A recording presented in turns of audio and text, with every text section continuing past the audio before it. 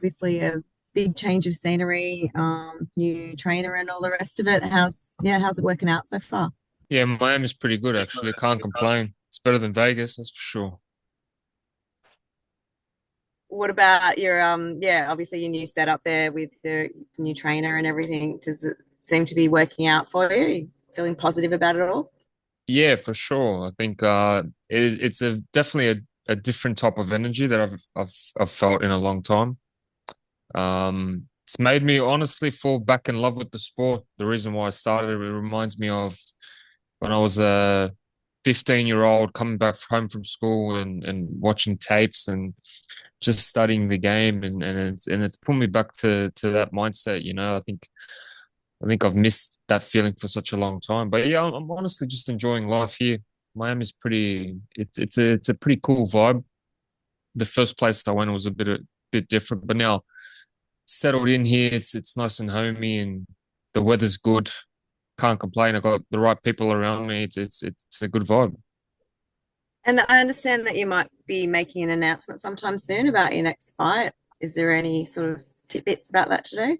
I hopefully, man, fingers crossed we can secure something in the next couple of weeks, and hopefully I'm able to fight by the end of the year, or if it's next year. Tim, what was it about Pedro that made sense for you to link up with him?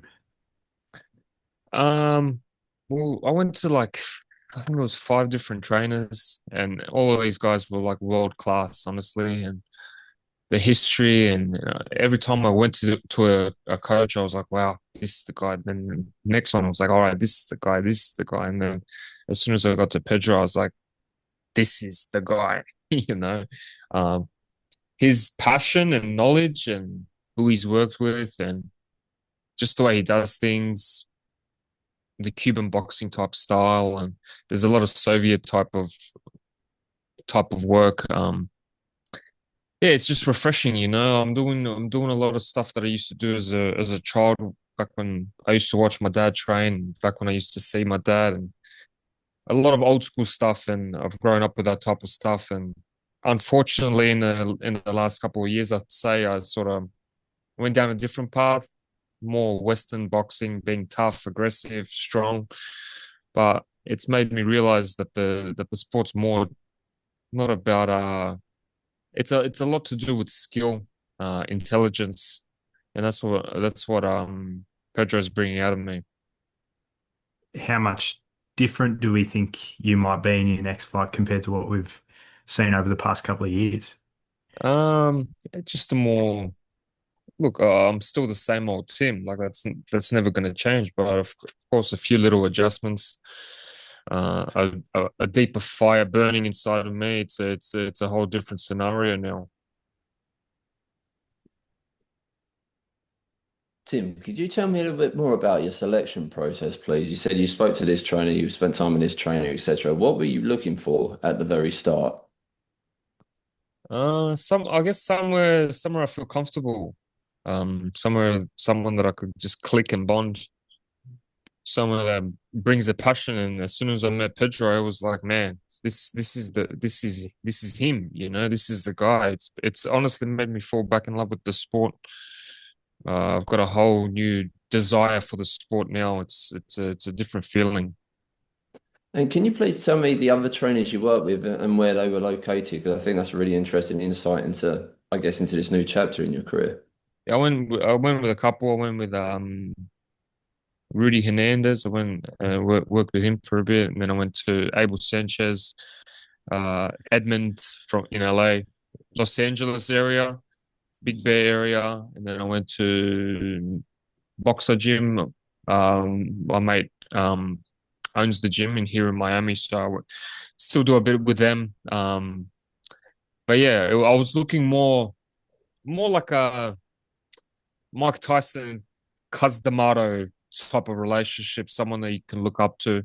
Somewhere, sometimes when the fire is burning, you can get someone to ignite it back, you know, and that's who I got.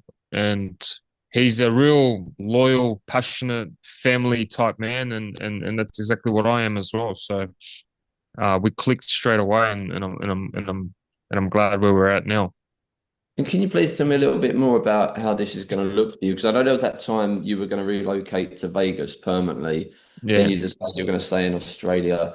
Will you just be in Miami while you're preparing for fights? Will you be there more? Will you be going back to Australia? I'm not sure what the picture looks like. Yeah, possibly, man. Possibly that's all in the works. We'll see how things are. But honestly, like I'm starting to get my mind here. Um, the world here is it's a big place, man, and Miami's it's full of yeah, I just feel comfortable here, I'll be honest with you. I feel comfortable here, and And you said yeah, something. Sorry, go on. no, I just feel comfortable here, and I'll see where things are at in the next couple of months. And you said something really interesting about having fallen out in love with boxing. Can you just tell me a little bit about that? How you were feeling about boxing during that time, what that process was that came to you, losing your love for it. Uh, I'd say I was just onto the next task, onto the next task, onto the next task, and I forgot why exactly why I was so in love with it. I never used to watch tape, and I never used to watch boxing. I used to be so maybe sort of turned off. In my spare time, I'd want to just relax and not think about boxing. But yeah, now it's like, that's it, man. Boxing is in my blood, and I've realized that it's part of my DNA. The love that I have for it, what it's done for me, what it's given me, the discipline, the life that I've always dreamt about. So I just embrace it, man. I've been watching old school tapes, watching old fights, and yeah, just really falling back into the process and the love back for it, and it's a good feeling to have that. And I think part of the reason for that was being again introduced to Pedro and his passion and love for the sport, and how he never switches off, and he's all in into this sport. He was in a very big fight, particularly when he was working with Miguel Cotto against Floyd Mayweather. Is Cotto someone you had a particular admiration for? Yeah, for sure. I grew up watching him. I grew up watching Miguel Cotto. He was one of my favorite fighters back in the days. So I saw the changes that he made, and um, yeah, it's crazy the names that he's worked with. I think it was like 20, 20 or so world champions. I don't know how many Olympic gold medals. I forgot the exact number, but something crazy, man. And he's been there, done that with everyone in the sport, and he's still got this burning desire, and the fact that he's taken me on and welcomed me a part of his family. Basically that's how it's happened, and it's just a good feeling to have that. What was like Sorry, some of go those ahead. first conversations with Pedro, like talk about your past fights and things like that, and what does he Yeah. add? We do a lot of training, man, I'll be honest with you, but everything's very strategic. He's got this handbook, and he reads and he plans it all out, and everything's structured, it's crazy, man. Honestly, this guy is a genius. His energy levels are insane. The bloke doesn't sleep. And it's very, like, it comes back to me as well, when I feel that type of energy. It's unbelievable, and I'm doing stuff that I haven't done for such a long time, and yeah, it's just what was the question again? Sorry. I suppose just what he's seen in your last couple of fights, and Yeah, well, uh, he came to me. He said, "Oh, I'm better than Fundora. I'm better than Fundora." It was just not the right tactics, and I think a lot of people can say that. But yeah, tactically prepare differently now. More strategic, I guess.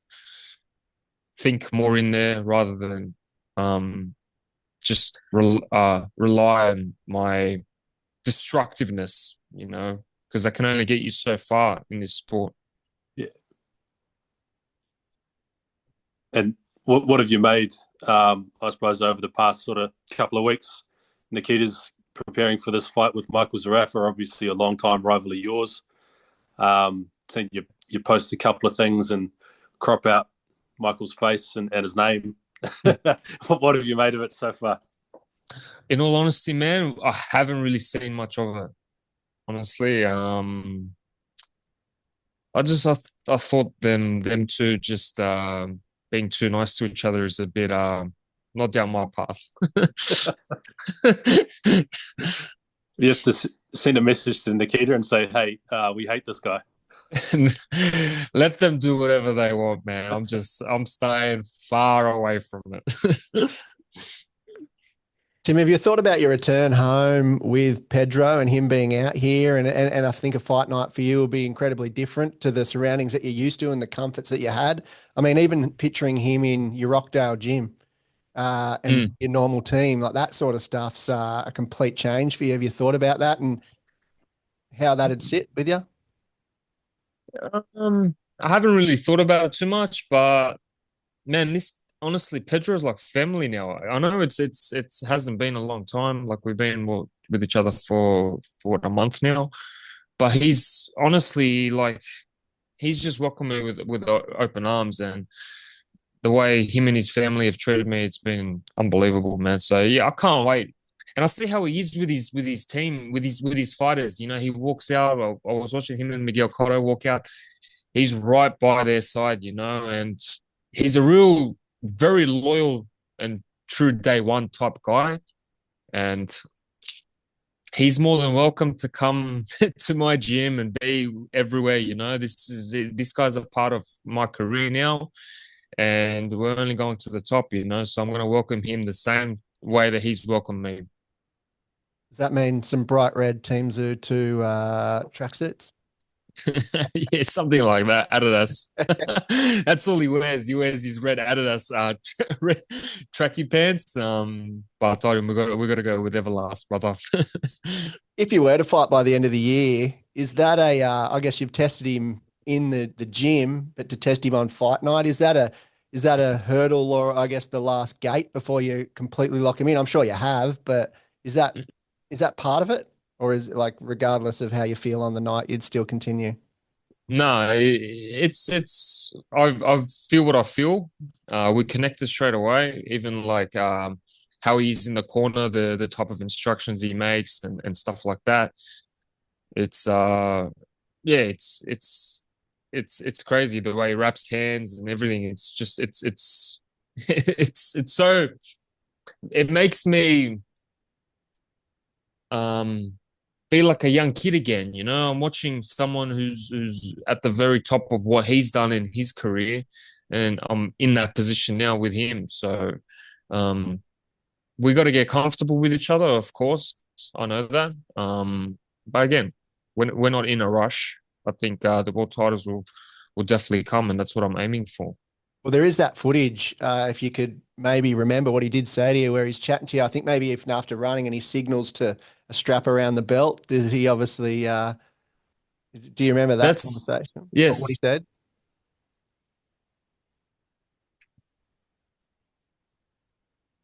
Sorry. Yeah. Yes. So he's always talking about belts. Belts. That's all he wants. That's his whole aim, purpose, goal is to just create belts and legacies and make the big fights and win the big fights. He's got a record of like, I think world professional, he's got like 110 fights that he's been in the corner with. And I think he's got like 17 losses or something like that. And this is like top level. Regan Diao, the heavyweight Shigayevs, of course, Miguel Cotto's, you know, these are the type of guys that he's been in the corner with, and that's the type of record that he's producing. So, you know, yeah, it's just about getting comfortable with him. I'm learning a bit of Spanish now. Okay, do you want to give us some or what?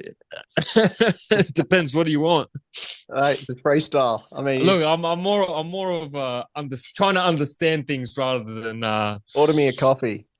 No, I'm not down. I'm not that far. Just finally from me, obviously with the new team, I mean, Jeff Fennick, we know he likes to keep opinions to himself. So how does he fit into the fold now you've secured Pedro Diaz? Yeah, I've always been able to use Jeff to bounce things off, bounce ideas and ask for his opinion. Someone who's been there, done that, someone who's been at the very top level. in the sport of boxing in Australia, how many people can I say that have been at the very top? Jeff Fennick and Kostya Tszyu, you know. So they're the two people that I can rely on and count on. Are you talking to your dad? Has he spoken to you about Pedro? David. No, his WhatsApp is gone. So I don't know. I haven't spoken to Dad. Okay. Yeah, we'll just move on. Sasha or Masope, got a question? Hey Tim, you spoke about not watching film until recently. When did that kind of change for you? What's that? Sorry? Watching tape or watching film study on your previous fights?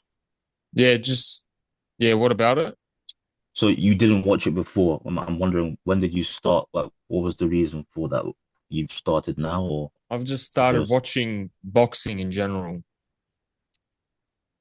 And in terms of watching boxing in general, what is the kind of main thing that you're seeing that you weren't seeing before, or that you are taking into how you're training now? Just watching more the technical side, more movement, how the fights how they used to be and play out. Just watching the little basics. And in terms of assessing, where you are in your career right now and the timing of this move, just talk to me about Miami. Like, why Miami? What makes this environment so special for you? My coach, Pedro. That's why. I feel comfortable with him, and it's a good vibe here. Weather's good. It's not dry like Las Vegas, so I'm pretty happy with that. But no, mainly because of my coach. Yeah, just two questions from me. Firstly, Tim, in picking your next opponent, is it a joint effort with your matchmaker and Pedro, or is it purely matchmaker at this point? No, it's a joint effort. Okay, and the second one, do you think it's a little bit too early for Nikita to fight Michael Zerafa at this point in his career? 11 fights in, Michael's had 37 odd fights. I know you fought a former Commonwealth champion in your 12th fight. What do you think about that? Possibly with the experience, but I think the biggest part is that Zerafa's kryptonite is southpaws, and Nikita's a southpaw. Okay, and listen, Nikita said the other day that basically it all kicked off with him when Michael said some comments about your father during the 2021 fight that was supposed to be. I know you don't want to get involved in this, but in some way you are. Do you expect to have your name thrown around by Zerafa throughout this whole process? Well, hasn't he done that his whole career? Yeah, but it's coming up to January 16, big money on the line. How much do you think he'll use you, or do you think it's purely between him and Nikita at this point? I don't know, man. I really don't give a fuck, I'll be honest with you. Okay, no problem. That's all from me. Yeah. Tim, can I just ask another couple of questions quickly, please? This is obviously, it's not just Pedro who's new to your team. There's been some other additions as well. I saw some quotes from Mike Altamura when he first started working with you, saying that the plan was for you to actually have a bit of a rest. So when you say you could fight before the end of the year, early next year, that's quite a big change. What is a change could you please explain that change from potentially having a rest to now being quite keen to fight? Well, I'm with my new coach, man. So I'm eager to show what I've been putting in. And on that subject of changing your team again, can I ask how difficult those conversations were with your previous team? Because I mean, you mentioned your loyalty, etc. I can very much see that.